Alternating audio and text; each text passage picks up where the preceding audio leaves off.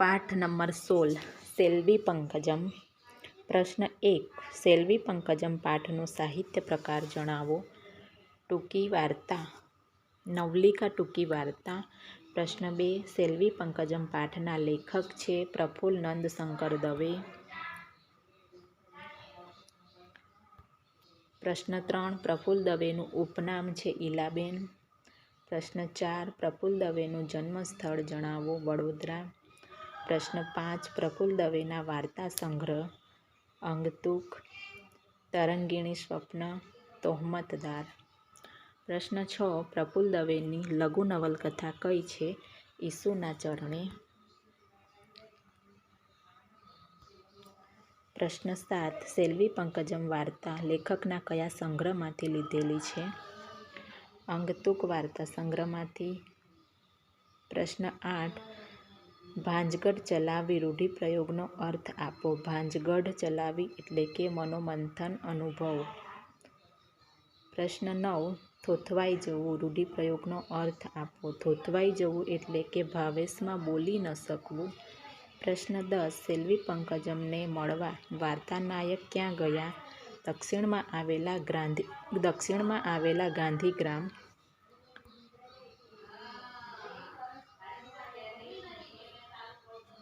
પ્રશ્ન 11. ગાંધીગ્રામની 4 સંસ્થાઓ મહત્વની છે. Family planning institute, rural agriculture institute, music and dance college, institute home એટલે કે અનાથ ઘર. પ્રશ્ન 12. મિસ સેલ્વીના ઓરડામાં નાની ચારપાઈ પાસે શું પડ્યું હતું. રેટીયો અને પૂની. પ્રશ્ન 13. મિસ સેલ્વીએ કઈ કલાનો અભ્યાસ કર્યો હતો. ભારતનાટ્યમ. પ્રશ્ન 4. મિસ સેલ્વીએ એમએસસી હોમ સાયન્સ ક્યાંથી કર્યું હતું. વડોદરાથી. પ્રશ્ન 15. સંગીત અને નૃત્ય હોલમાં પ્રવેશતા જ લેખકે શું જોયું. સંગીત અને નૃત્ય હોલમાં પ્રવેશતા જ લેખકે જોયું કે મિસ સેલ્વીની માનવ કદની તસવીર. પ્રશ્ન 16. ગાંધીગ્રામના સ્થાપક અમ્મા અપ્પા કોના અનુયાયી હતા. ગાંધીજીના અનુયાયી હતા. પ્રશ્ન 17. લેખક ક્યાંના રહેવાસી છે એવું વાર્તામાં દર્શાવાયું છે. લેખક મુંબઈના રહેવાસી છે એવું વાર્તામાં દર્શાવાયું છે.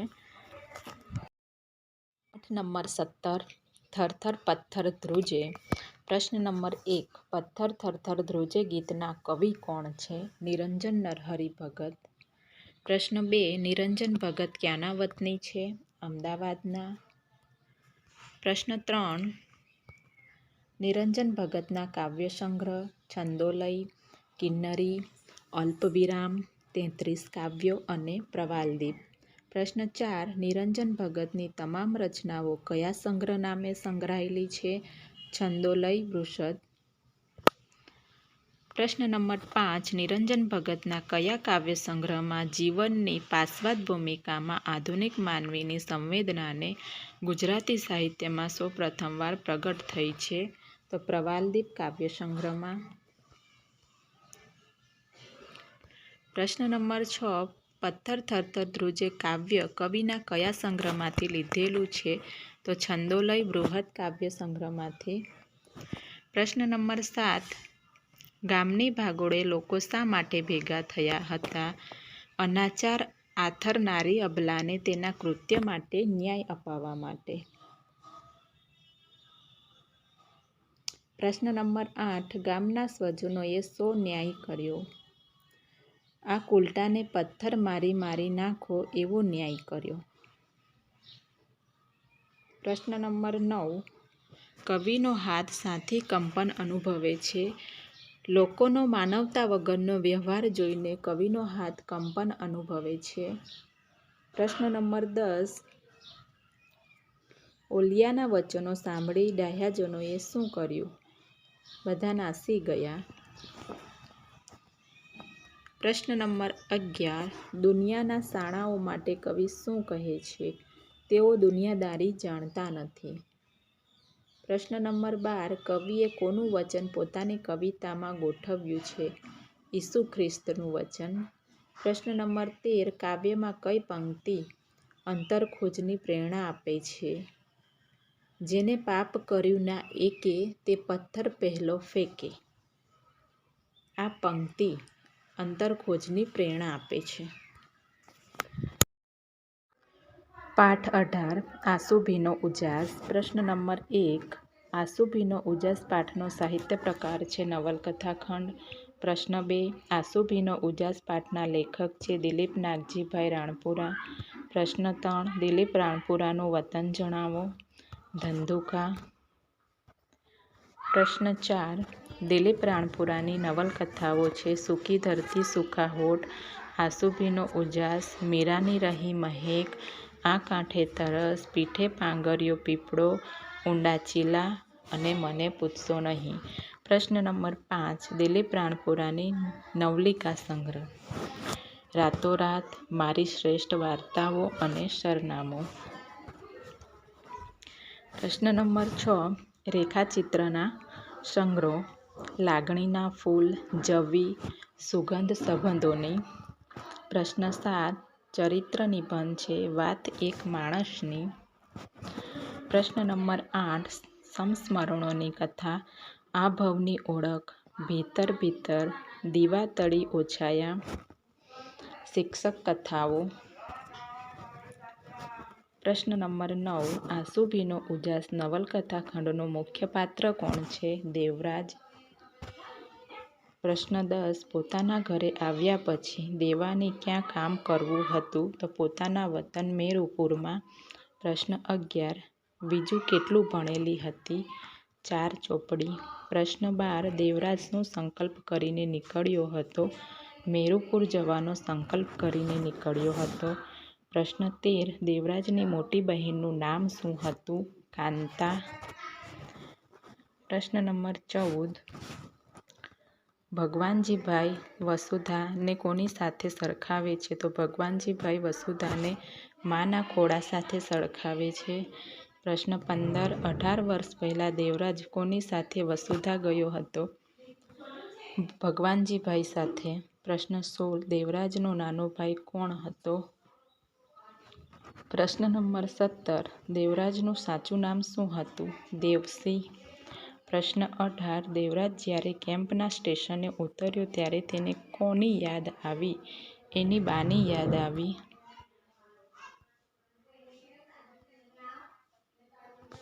પ્રશ્ન નંબર 19. મેરુપુર જઈ દેવરાજ શું કરવાનું વિચાર્યું? મેરુપુરને નંદનવનમાં ફેરવવાનું. પ્રશ્ન નંબર 20. દાખલો શબ્દનો અર્થ શું થશે? દાખલો એટલે કે તકલીફ. પ્રશ્ન નંબર 21. લાઠી કરવી રૂઢિપ્રયોગનો અર્થ આપો. મજાક કરવી. પ્રશ્ન 22. હાથ વાટકો થવું રૂઢિપ્રયોગનો અર્થ આપો. નાના મોટા કામમાં મદદરૂપ થવું. પ્રશ્ન નંબર 24. ચણચણાવતી થવી રૂઢિપ્રયોગનો અર્થ આપો. ચણચણાતી થવી એટલે કે તાલાવેલી થવી. પ્રશ્ન નંબર 26. ઘોડા ગંઠ્યા કરવું રૂઢિપ્રયોગનો અર્થ આપો. મનોમંથન કરવું, કલ્પનાઓ કર્યા કરવી. પાઠ નંબર 19. ઈશ્વર સર્વવ્યાપી. પ્રશ્ન 1. ઈશ્વર સર્વવ્યાપી પાઠનો સાહિત્ય પ્રકાર છે ચિંતનાત્મક નિબંધ. પ્રશ્ન 2. ઈશ્વર સર્વવ્યાપી પાઠના લેખક કોણ છે? આનંદશંકર બાબુભાઈ ધ્રુવ. પ્રશ્ન 3. આનંદશંકર ધ્રુવનું વતન અમદાવાદ. પ્રશ્ન 4. આનંદશંકર ધ્રુવ કયા સામાયિકના તંત્રીપદે હતા? સુદર્શન અને વસંત. પ્રશ્ન 5. આનંદશંકર ધ્રુવના સાહિત્ય મીમાંસા પુસ્તકો કયા છે? સાહિત્ય વિચાર અને કાવ્ય તત્વ વિચાર. પ્રશ્ન 6. આનંદશંકર ધ્રુવના ધર્મ સિદ્ધાંતની ચર્ચાને લગતા પુસ્તકો કયા છે? દિગ્દર્શન, વિચાર માધુરી, આપણો ધર્મ અને હિન્દુ વેદ ધર્મ. પ્રશ્ન નંબર 7. આનંદશંકર ધ્રુવનો જગતના ધર્મ વિશેનો ગ્રંથ કયો છે? તો આનંદશંકર ધ્રુવનો જગતના ધર્મ વિશેનો ગ્રંથ છે ધર્મવર્ણનો.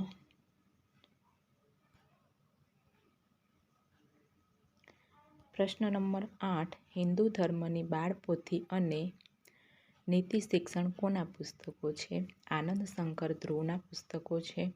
પ્રશ્ન 9 આનંદ શંકર ધ્રુવના સંપાદન પુસ્તકો કયા છે? શ્રીભાષ્ય અને સુદર્શન ગ્રંથાવલી. પ્રશ્ન 10 ઈશ્વર સર્વવ્યાપી પાઠ લેખકના કયા સંગ્રહમાંથી લેવામાં આવ્યો છે? તો હિન્દુ ધર્મની બાળપોથી સંગ્રહમાંથી લેવામાં આવ્યું છે. પ્રશ્ન 11 શ્વેતકેતુના પિતાનું નામ શું હતું? ઉદ્દાલક. પ્રશ્ન 12 વડના વૃક્ષ પર આવતું ફળ શબ્દ સમૂહ માટે એક શબ્દ છે તો વડના વૃક્ષ પર આવતું ફળ એટલે કે ટેટા. પ્રશ્ન 13 પરમેશ્વર ક્યાં વસે છે? સર્વ પદાર્થમાં. પ્રશ્ન 14 પરમેશ્વરના જ્ઞાનથી શું કેળવી શકાય છે? નમ્રતા. પ્રશ્ન 15 આત્મા અને પરમાત્મા વચ્ચે શું ભેદ છે? આત્મા એ પરમાત્માનો અંશ છે અને પરમાત્મા સર્વોપરી છે. પ્રશ્ન 16 ઈશ્વર સર્વવ્યાપી છે સમજાવવા ઉદ્દાલકે ઈશ્વર સર્વવ્યાપી તે સમજાવવા ઉદ્દાલકે શ્વેતકેતુને શું લાવવાનું કહ્યું? તો મીઠાનો ગાંગડો નાખેલું પાણી. પ્રશ્ન 17 શિક્ષક વિદ્યાર્થીઓને કોની વાર્તા કહી રહ્યા હતા? ઉદ્દાલક નામના બ્રાહ્મણની વાર્તા કહી રહ્યા હતા. પ્રશ્ન 18 યોજન શબ્દનો અર્થ શું થશે? યોજન શબ્દનો અર્થ ચાર ગાઉ. પ્રશ્ન 19 એવું શું છે કે જે જાણવાથી બધાનું જ્ઞાન આવી જાય છે? તો ઈશ્વર. પાઠ 20 બા એકલા જીવે. પ્રશ્ન નંબર 1 બા એકલા જીવે ગીતના કવિ કોણ છે? મુકેશ દુર્ગેશભાઈ જોશી. પ્રશ્ન 2 મુકેશ જોશીનું જન્મસ્થળ વડાલી ઈડર. મુકેશ જોશીના કાવ્ય સંગ્રહ છે કાગળને પ્રથમ તિલક, ત્રાણ, બે પંક્તિના ઘરમાં. પ્રશ્ન નંબર 4 મુકેશ જોશીના નાટકો છે જળ અભિષેક, આંતરયાત્રા, એક સાવરિયો, બીજો બાવરિયો. પ્રશ્ન નંબર 5 નીચેનામાંથી કયા કાવ્યમાં બે પેઢી વચ્ચે ભૌતિક અને માનસિક અંતર વધતું જાય છે અને જૂની પેઢીને ખાલીપો આવી જાય છે તે વાત સઘન રીતે વ્યક્ત થાય છે બા એકલા જીવે કાવ્યમાં? પ્રશ્ન નંબર 6 વેકેશનની રાહ બાળકો કરતાં કોણ વધારે જોતું હોય છે? વતનમાં રહેતા સ્વજનો. બા શા માટે એકલા પડી ગયા છે? બાના પતિનું અવસાન થયું છે અને સંતાનો દૂર શહેરમાં રહે છે આથી બા એકલા પડી ગયા છે. બાનું વહાલ કેવું છે? રસગુલ્લાની ચાસણી જેવું. પ્રશ્ન 9 બા એકલા જીવે કાવ્યમાં બાની કઈ સમસ્યાની વાત છે? વર્ષોની એકલતાની સમસ્યા. પ્રશ્ન 10 સુખનો હિંચકો કોણ ખાઈ રહ્યા છે? ભાઈ બહેન. પ્રશ્ન 11 બા શું બનાવીને ખવડાવતી? સુખડી. પ્રશ્ન 12 ઘરમાં પહેરો કોણ ભરે છે એમ બાને લાગે છે? તો ઘરમાં સુનકાર અને સન્નાટો.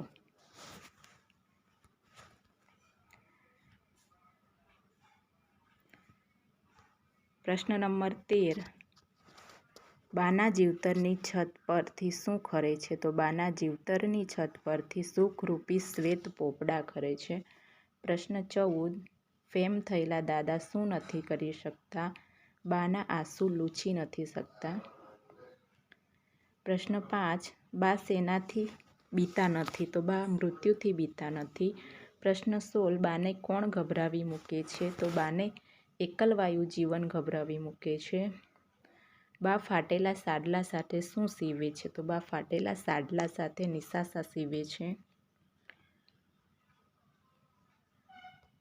પ્રશ્ન 18 કાળક્રમે શું કપાયું તેમ કવિ કહે છે? વેકેશનના ઝાડ. પ્રશ્ન 19 બાના આંસુને કવિ કોની સાથે સરખાવે છે? બોર સાથે સરખાવે છે. પ્રશ્ન 20 બાની આંખો ક્યારેય ખાલી થઈ જતી બાની આંખો ક્યારેય ખાલી થઈ જતી, ટપાલી નીચું ઘાલી જતો રહે ત્યારે. ટપાલી નીચું ઘાલી જતો રહે ત્યારે. પ્રશ્ન 21 આંધળી માનો કાગળ ગીત કોનું છે? ઇન્દુલાલ ગાંધીનું.